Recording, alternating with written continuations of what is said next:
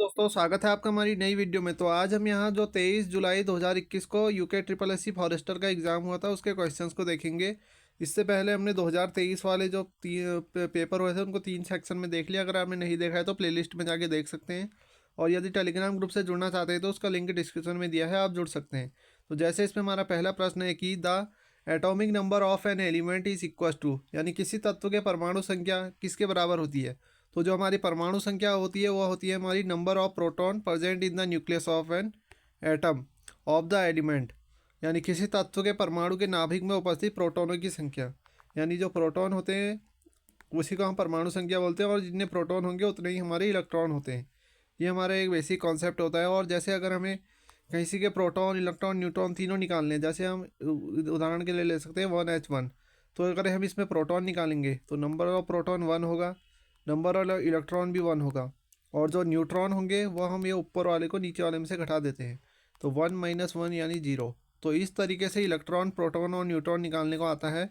तो ये हमारा केमिस्ट्री से संबंधित है। फिर अगला देखेंगे हम कि क्योटो प्रोटोकॉल के अंतर्गत निम्नलिखित में से कौन सी गैस शामिल है, यानी which of the following gas is included under Kyoto protocol.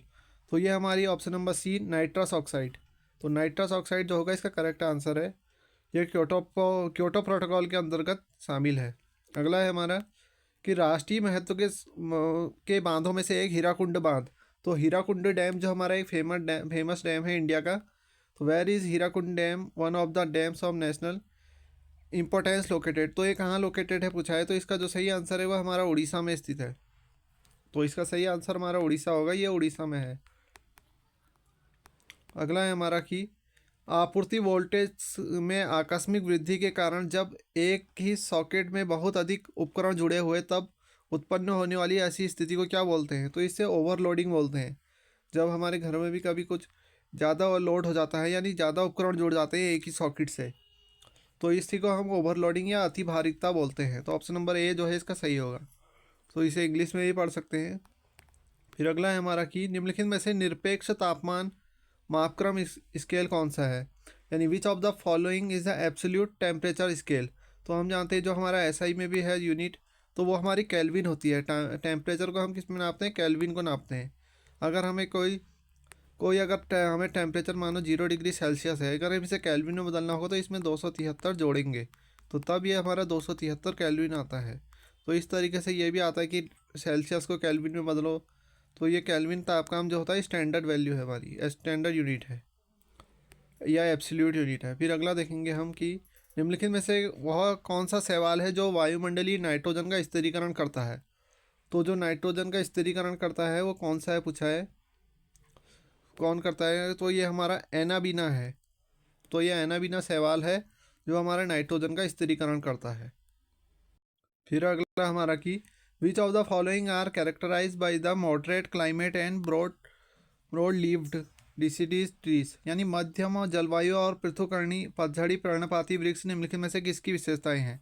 तो ये शीतोष्ण पर्णपाती वन है। तो इसमें देख सकते हैं आप फॉरेस्ट्री, एग्रीकल्चर, इसके क्वेश्चन भी बहुत देखने को मिले हैं। तो इस वाले पेपर में भी हो सकते हैं 2025 वाले में भी। तो ये इसमें कुछ ना कुछ क्वेश्चन रिपीट जरूर होंगे। तो ये इसमें जैसे शीतोष्ण पर्णपाती वन, तो ये इसकी विशेषताएं हैं, शीतोष्ण पर्णपाती वन। तो मध्यम जलवायु और पृथुकर्ण यानी पतझड़ जो पर्णपाती वृक्ष होते हैं उन निम्न में से किसकी विशेषताएं हैं पूछा है, तो शीतोष्ण पर्णपाती वन की विशेषताएं हैं।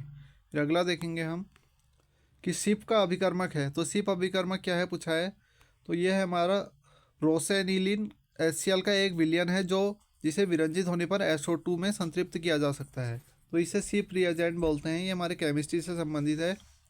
तो जो रोसेनिलन HCl का एक विलयन है जिसे विरंजित होने पर SO2 में संतृप्त किया जाता है। फिर अगला हमारा कि जिंक के मिश्रण से जिंक का निष्कर्षण द्वारा किया जाता है, यानी extraction of zinc from zinc blende is achieved by. तो ये किससे किया जाता है, निष्कर्षण है ये।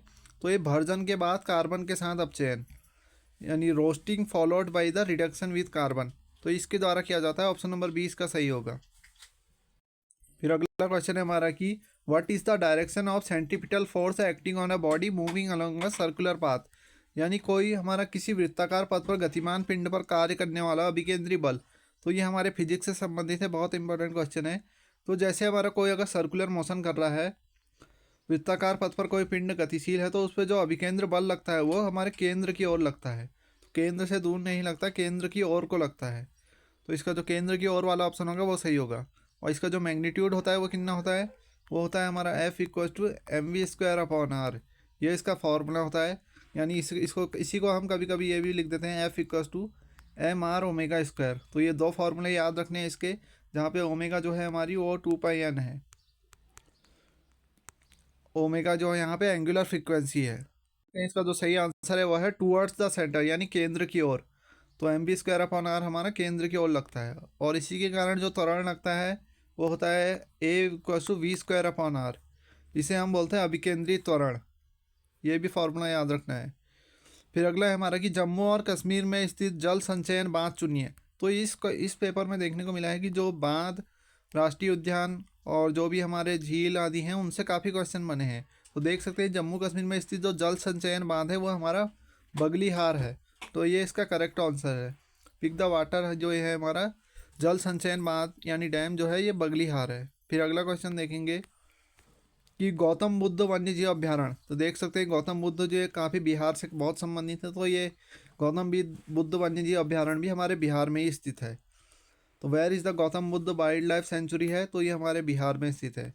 और इससे पहले वाली वीडियो में हमने बहुत सारे जो नेशनल पार्क हैं और राष्ट्रीय उद्यान यानी वाइल्ड लाइफ सेंचुरी, तो ये भी देख लिए। उत्तराखंड के इसमें बार बहुत पूछ सकते हैं, तो आप उन्हें वीडियो को भी देख सकते हैं। फिर अगला क्वेश्चन देखेंगे हम। तो ये एग्रीकल्चर से थोड़ा संबंधित है कि निम्नलिखित पौधों में से एक कवक रोग कौन सा है, तो यानी फंगल डिजीज कौन सा है प्लांट्स में हमारा। तो ये है हमारा गेहूं की किट यानी रस्ट ऑफ वीट इज हमारी ये फंगल डिजीज़। तो ये गेहूं में होने वाली एक रोग है, ये एग्रीकल्चर में इंपॉर्टेंट है। ये है हमारा कि माध्यमान यानी मीन पोजीशन से हमारे इधर उधर अधिकतम विक्षोभ यानी अधिकतम जो डिस्प्लेसमेंट है, तो इसे क्या बोलते हैं, तो इसे एम्पलीट्यूड बोलते हैं यानी आयाम बोलते हैं। इसका एग्जाम्पल भी समझ सकते हैं, जैसे मान लो हमारा कोई ये पेंडुलम है और यहाँ हमने इसे लटकाया है और इससे हम ऐसे ऑसिलेशन करा रहे हैं। तो इसके जो हमारी दोनों ओर की मैक्सिमम जो इसका डिस्प्लेसमेंट होगा, ये अगर हम एक्स माने तो जो इसका मैक्सिमम डिस्प्लेसमेंट होगा उसी को हम एम्पलीट्यूड बोलते हैं। तो इसका सही आंसर जो होगा वो हमारा ऑप्शन नंबर सी होगा, एम्पलीट्यूड या आयाम। फिर अगला हमारा कि who among of the following associated with the concept of electromagnetic induction and laws of electrolysis, यानी विद्युत चुम्बकीय प्रेरण की अवधारणा और विद्युत अपघटन के नियमों को निम्नलिखित में से कौन जोड़ा है। तो माइकल फैराडे ये फेमस है, हमारे वैज्ञानिक हैं जिन्होंने हमें क्या बताए थे, विद्युत चुम्बकीय प्रेरण यानी इलेक्ट्रोमैग्नेटिक इंडक्शन के लॉ बताए थे, और इन्होंने ही हमारे इलेक्ट्रोलाइसिस यानी विद्युत अपघटन के नियम भी बताए थे केमिस्ट्री के। तो ये बहुत इंपॉर्टेंट है। और जो हमारी विद्युत मोटर है, विद्युत मोटर और जो भी हमारा जनरेटर है यानी जनित्र है, ये सब हमारे इलेक्ट्रोमैग्नेटिक इंडक्शन पर ही वर्क करते हैं। तो ये भी हमारे इंपॉर्टेंट हैं। और जो लॉ होते हैं वो भी पूछे जाते हैं, जैसे हमारा पहला है कि E जो d∅/dt बोलते हैं हम, माइनस का n d∅/dt, यानी जो प्रेरित विद्युत वाहक बल होता है वो हमारे फ्लक्स में परिवर्तन की दर के बराबर होता है, जहाँ फ्लाई हमारा फ्लक्स होता है। तो ये इससे संबंधित है, तो इम्पोर्टेंट है।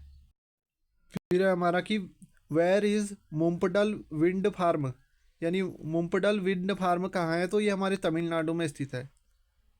फिर है हमारा कि निम्नलिखित में से एस टी पी यानी स्टैंडर्ड टेम्परेचर एंड प्रेशर में यानी मानक दाब और दाब को कौन दर्शाता है, तो वो है हमारा 273 केल्विन और 1 बार। यानी 273 केल्विन हमने देखा था 0 डिग्री सेल्सियस को ही 273 केल्विन बोलते हैं, और 1 बार तो ये हमारे स्टैंडर्ड टेम्परेचर एंड प्रेशर को दर्शाता है। तो ये हमारा इंपॉर्टेंट है। फिर अगला हमारा कि which of the following is a viral disease in plant, यानी निम्नलिखित में से पौधों में विषाणु रोग कौन सा है। तो तंबाकू किरमिट जो है ये हमारे पौधों में एक वायरल डिसीज़ है जो हमारे विषाणु द्वारा फैलती है, तंबाकू किरमिट। फिर अगला हमारा कि परमाणुओं में न्यूट्रॉन की उपस्थिति की खोज किसने की, यानी who discovered the presence of neutrons in atom. तो न्यूट्रॉन की खोज जिसने की थी चैडविक ने की थी, और इलेक्ट्रॉन की जो खोज की थी वो थॉमसन ने की थी, और जो प्रोटॉन की खोज की थी वो हमारी गोल्डस्टीन ने की थी, लेकिन जो उसे नाम दिया था वो हमारे रदरफोर्ड ने दिया था। और जो पॉजिटिव चार्ज है ये भी इन्होंने ही खोजा था इस पर। तो एक्चुअल में अगर खोज पूछेगा, दोनों ऑप्शन दिए होंगे, तो गोल्ड स्टीन हमारा सही होगा। तो ये बहुत बार पूछा गया है, स्केलर के एग्जाम में भी पूछा गया है। फिर हमारा where is the good ozone find. तो जो हमारी ओजोन लेयर होती है यानी तो वो हमारे समताप मंडल में ही पाई जाती है। तो इसका ऑप्शन नंबर डी जो है वो बिल्कुल तरह से सही है। ये बहुत बार पूछा जाता है, ओजोन परत।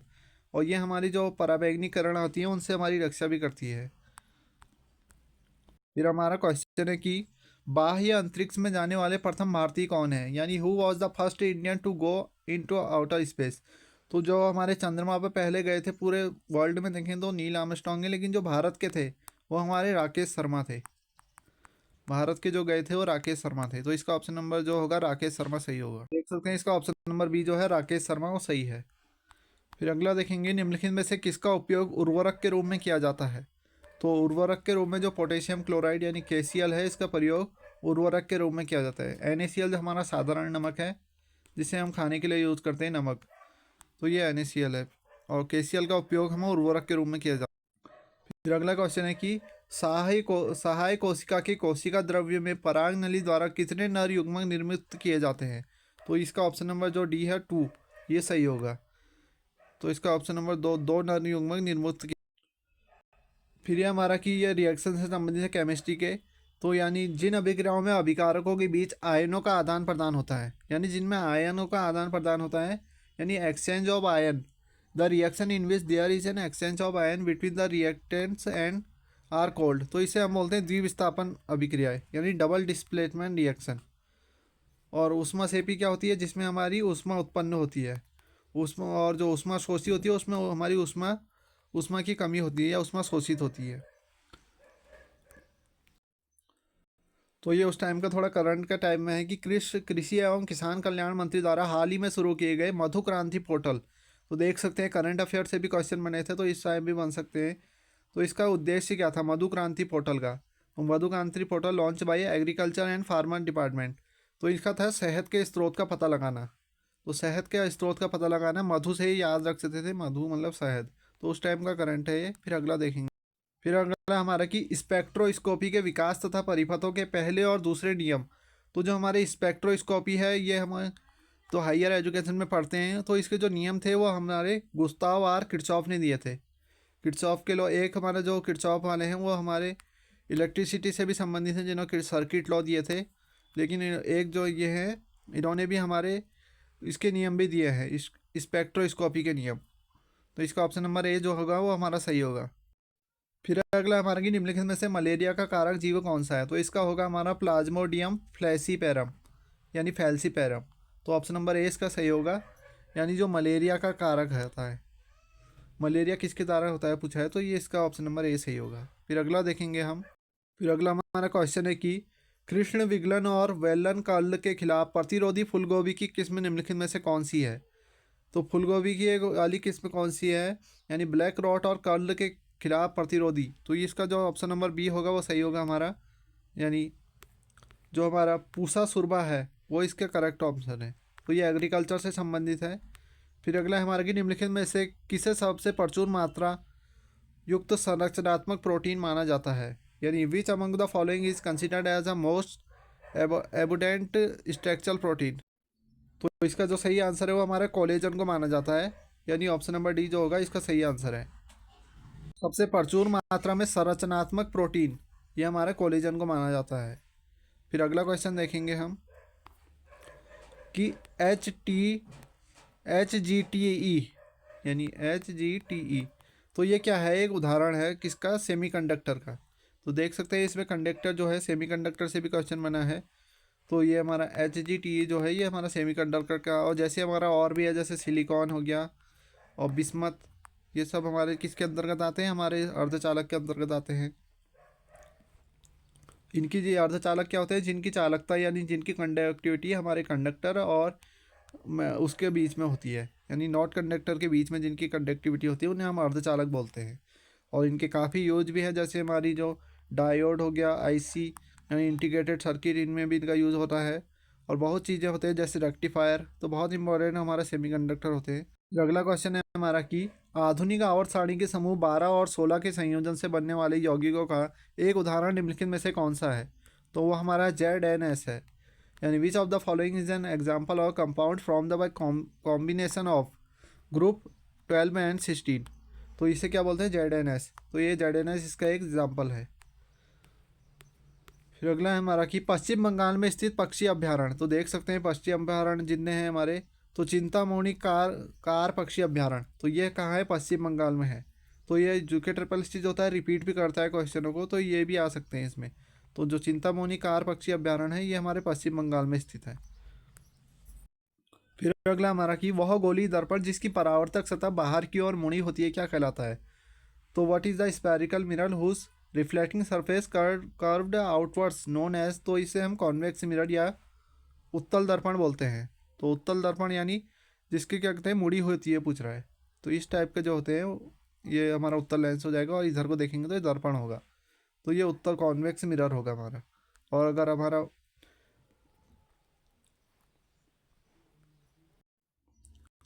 तो जो कॉन्वेक्स मिरर होता है उसमें जो रिफ्लेक्टिव सरफेस होती है हमारी वो मुड़ी हुई होती है, यानी ये जो होगी हमारी ये रिफ्लेक्टिव सरफेस है और यही हमारी मुड़ी होती है, यही पूछा था।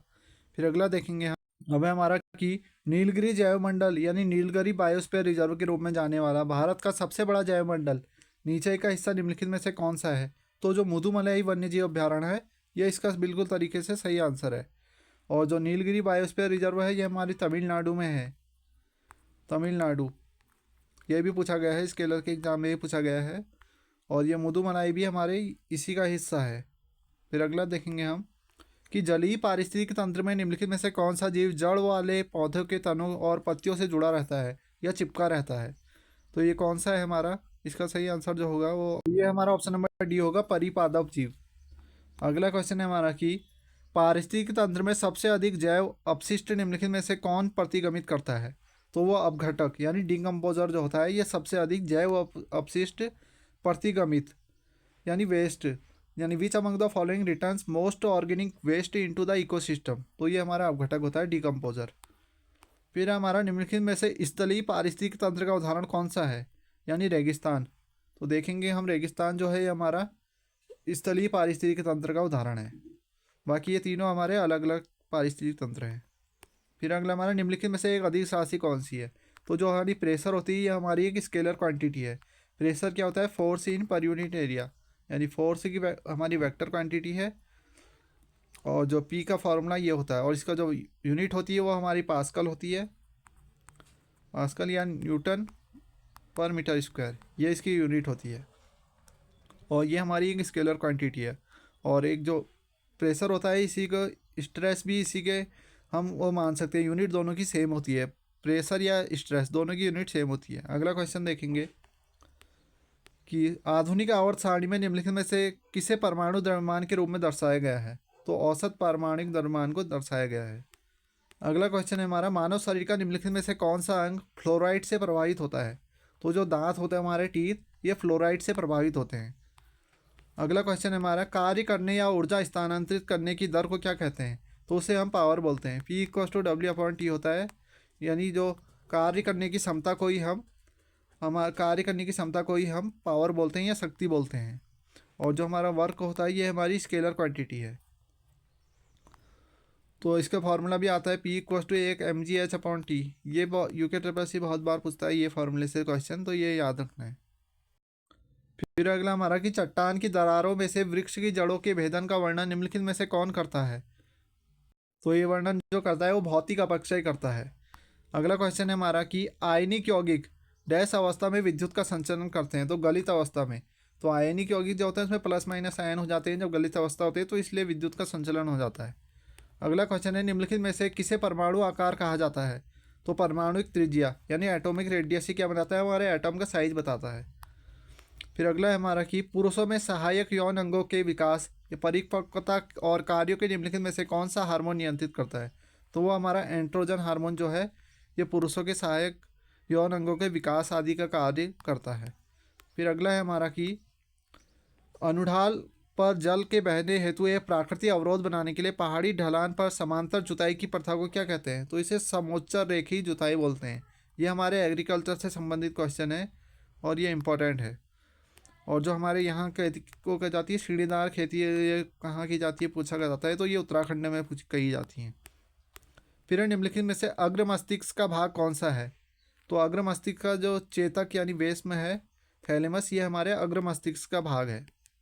अगला क्वेश्चन है, निम्नलिखित में से किस युग में न्यूक्लियॉन्स कहा जाता है। तो प्रोटॉन और न्यूट्रॉन हमारे न्यूक्लियस में होते हैं और इन्हें ही हम न्यूक्लियॉन्स कहा जाता है। प्रोटॉन और न्यूट्रॉन को सम को न्यूक्लियॉन कहा जाता है। फिर अगला हमारा की, तो ये हमारे मोशन से संबंधित है क्वेश्चन। इसमें देखते हैं हम क्या है कि 126 किलोमीटर की चाल से कोई एक सीधे राजमार्ग पर चलने वाली कार को 200 मीटर की दूरी के भीतर रोकने के लिए कितना समय लगेगा। तो हम इसमें देख सकते हैं जो हमारा हमने वेलोसिटी को करना है उसे अगर रोकना है तो हमारी जो फाइनल वेलोसिटी होगी उसे जीरो करना होगा, और जो इनिशियल वेलोसिटी है वो हमें दी है 126, और इसे हम मीटर पर सेकंड में बदलेंगे तो ये हमारी आ जाएगी 35 मीटर पर सेकंड, ये हमारी मीटर पर सेकंड में आ जाएगी। फिर हम जो तीसरी समीकरण होती है गति की उसको लगा देंगे, तो वी स्क्वायर यानी जीरो का स्क्वायर बराबर हमारा वी स्क्वायर बराबर यू स्क्वायर यानी 35 का स्क्वायर और प्लस 2AS। 2A हमें निकालना है, S हमें 200 मीटर पर रोकना है, तो ये हो जाएगा। तो यहाँ से हम अगर इसे सॉल्व करेंगे तो ये आ जाएगा हमारा A बराबर 35 का स्क्वायर बराबर 2.200 2A ये है, तो इसे हम इतना आ जाएगा 2.200। फिर इसे जब सॉल्व करेंगे तो ये आ जाएगा लगभग हमारा माइनस का 3.06, इतना हमारा एक्सेलेरेशन आ गया। तो इसे आप कॉपी में सॉल्व करेंगे तो अच्छे समझ में आएगा, -3.0625 इतना हमारा एक्सेलेरेशन आ रहा है। फिर हम जो फर्स्ट इक्वेशन होती है उसमें रख देंगे v = u + at। यहाँ से हम t की वैल्यू निकाल देंगे, t की वैल्यू जो आएगी वो आएगी हमारी 35/3। तो ये से सॉल्व करेंगे तो लगभग 11.44 आएगा। तो ये करना है, पहले हमने वाली समीकरण निकालनी है v² = u² + 2AS। यहाँ से हमें एक्सेलेरेशन निकालना है, फिर जो एक्सेलेरेशन आएगा उसे हम रख देना है v = u + at में। यहाँ ये पता है तो सीधे सीधे t निकल जाएगा, तो वो हमारा 11.44 आ जाएगा।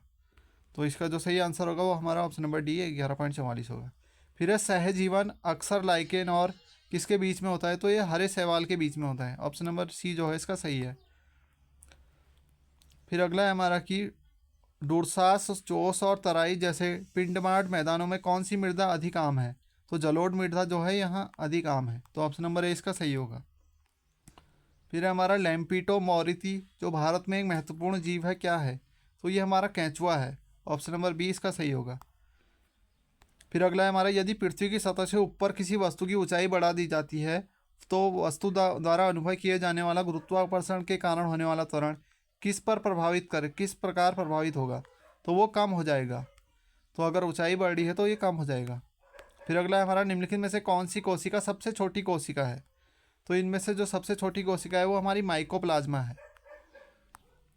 और अगर हम वैसे देखेंगे तो जो हमारे पाई जाती है मनुष्य में वो तंत्रिका कोशिका जो है ये सबसे लंबी कोशिका है। फिर हमारा निम्नलिखित में से भूरा शैवाल कहा जाता है, तो वो हमारा फियोफाइसी को कहा जाता है भूरा शैवाल।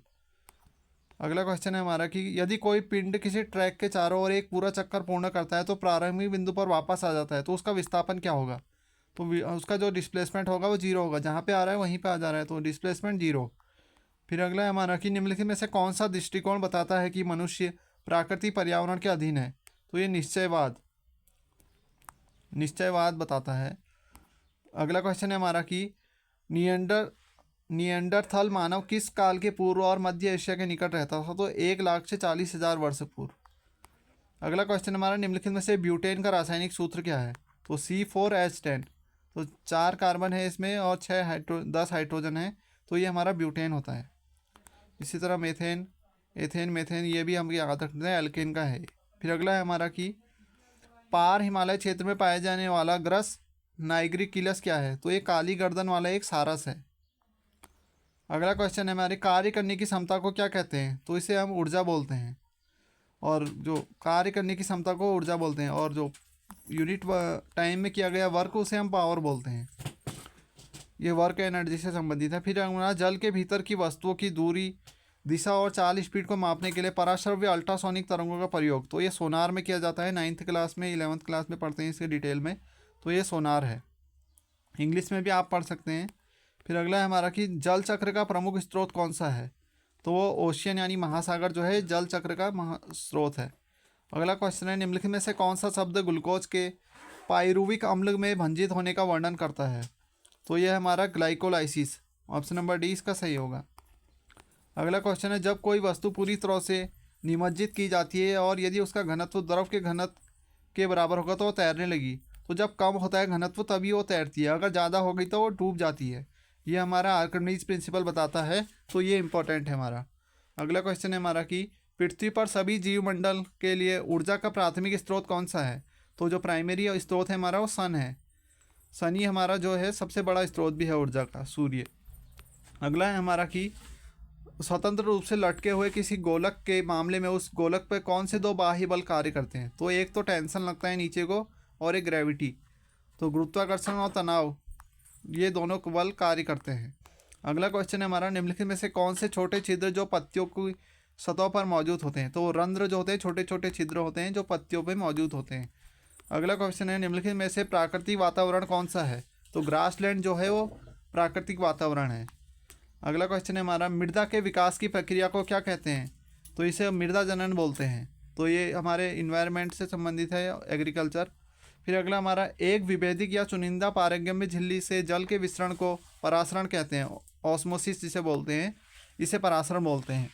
अगला क्वेश्चन है हमारा कि पर्यावरण को बचाने के लिए 5R का हिस्सा निम्नलिखित में से कौन से नहीं है।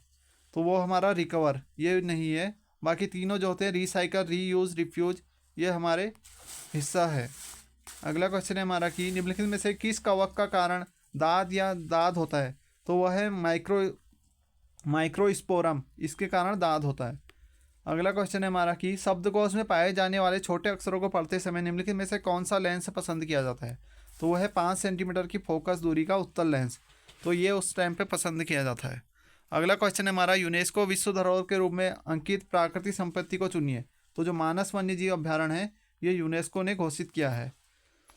फिर अगला है हमारा कि यदि भौतिक माध्यम जल है तो निरपेक्ष अपवर्तनांक, तो अपवर्तनांक जल का ये पूछा जाता है डायरेक्ट, 1.33 होता है। अगला क्वेश्चन है हमारा कि तय की गई कुल पथ लंबाई उस कुल समय अंतराल जिसके दौरान गति हुई है से विभाजित करने पर जो मान होता है उसे क्या बोलते हैं। तो उसे हम बोलेंगे औसत स्पीड, यानी औसत चाल। तो जितनी हमने टोटल डिस्टेंस चली बट्टे टोटल टाइम, तो इसका जो रेशियो होता है उसे हम एवरेज स्पीड बोलते हैं। फिर अगला है, मानव आँख द्वारा अनुभूत किए जाने वाले प्रकाश की माप को क्या कहते हैं। तो इसे प्रकाश मिति कहते हैं। अगला क्वेश्चन है हमारा, किसी क्षैतिज सड़क पर एक वृत्ताकार मोड़ लेने वाली कार के लिए कौन सा बल अभिकेंद्र बल के रूप में कार्य करता है। तो उस टाइम पे जो फ्रिक्शन फोर्स होता है वही उसके लिए सेंट्रीपिटल फोर्स का काम करता है। अगला क्वेश्चन है हमारा, कक्षाओं के केपलर के नियम को विचलन माना जाता है क्योंकि कॉपरनिकल मॉडल में कक्षाएं वृत्ताकार होती हैं, वृत्ताकार मानी जाती हैं। तो जो केपलर ने बताया था वो दीर्घ वृत्ताकार बताया था। फिर अगला है हमारा कि इलेक्ट्रॉन, प्रोटॉन आदि जैसे पदार्थों के घटकों से जुड़ी तरंगों को क्या कहते हैं। तो उन्हें मैटर वेव बोलते हैं। ये डी ब्रॉगली ने जिनकी परिकल्पना दी थी उससे संबंधित है। फिर है, पवन चक्की के संचालन के लिए पवन की न्यूनतम स्पीड कितनी होनी चाहिए। तो 15 किलोमीटर पर आवर इसकी न्यूनतम स्पीड होनी चाहिए। अगला क्वेश्चन हमारा कि स्वस्थानीय संक्रमण के लिए प्राथमिकता वाले क्षेत्रों को नामित करने के लिए 1988 में तप्त स्थलों यानी हॉट स्पॉट की अवधारणा किसने विस्तृत की। तो हॉट स्पॉट जो है ये नॉर्मन मायर्स ने इसकी परिकल्पना की थी। फिर यदि किसी विद्युत बल्ब के तंतु 10 मिनट में 0.5 एम्पियर की धारा ली जाती है तो प्रतिपद में प्रवाहित होने वाले विद्युत आवेश, तो Q=IT फार्मूला लगेगा, इसमें इसका आ जाएगा 300 कूलम। ये फार्मूला लगेगा, इसमें रख के आप निकाल सकते हैं। फिर अगला है हमारा कि किसी ठोस में संपर्क में सतहों के समांतर संपर्क बल के घटक को क्या कहा जाता है। तो उसे फ्रिक्शन बोला जाता है, यानी घर्षण। तो किसी ठोस में संपर्क के सतहों के समांतर संपर्क बल, ये क्या है, कॉन्टैक्ट फोर्स है, फ्रिक्शन फोर्स। फिर अगला है हमारा कि कोबाल्ट द्वारा प्रदर्शित चुंबकत्व का प्रकार है। तो जो कोबाल्ट होता है ये हमारा फेरोमैग्नेटिक के अंतर्गत आता है, लौह चुंबकत्व के अंदर। फिर है हमारा, निम्नलिखित में से किसे गैस अवस्था समीकरण कहा जाता है, यानी आइडियल गैस इक्वेशन, PV=nRT, इसे हम आइडियल गैस इक्वेशन बोलते हैं।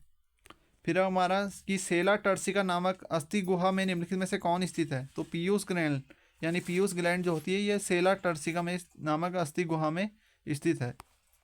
अगला है हमारा, जंक्शन नियम कहता है कि किसी भी जंक्शन पर जंक्शन में प्रवेश करने वाली धाराओं का योग जंक्शन से निकलने वाली धाराओं के योग के बराबर होता है। तो जो हमारा ये होता है σI=0 कैप, ये हमारा किरचॉफ का फर्स्ट नियम है, जो यानी आने वाली करंट इक्वस टू जाने वाली करंट। फिर हमारा नाइट्रोजन परमाणुओं को तड़ित बिजली क्या करती है, तो उन्हें नाइट्रोजन के ऑक्साइड में परिवर्तित कर दी जाती है। जो लाइटिंग होती है हमारी तड़ित बिजली, ये नाइट्रोजन को नाइट्रोजन ऑक्साइड में बदल देती है।